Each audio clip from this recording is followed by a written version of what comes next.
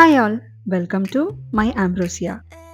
சிம்பிளான cherry sauce எப்படி பண்ணுறது அப்படிங்கிறத பார்த்துடலாமா? Over medium heat start cooking cherry and sugar.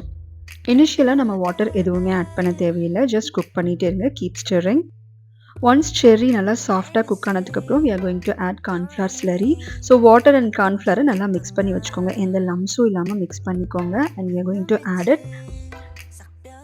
After நம்ம கார்ன்ஃப்ளவர் ஆட் பண்ணதுக்கப்புறம் நம்மளோட மிக்சர் கொஞ்சம் திக்காகும். This is completely normal. Keep cooking. After 2 minutes lemon juice add பண்ணி நல்லா ஒரு ஸ்டிர் கொடுத்துட்டு we can take off from heat. நான் இதை ஆண்ட்ரிமேல இன்சர்ட்டாக யூஸ் பண்ண போகிறேன். So I'm just giving it a good blend.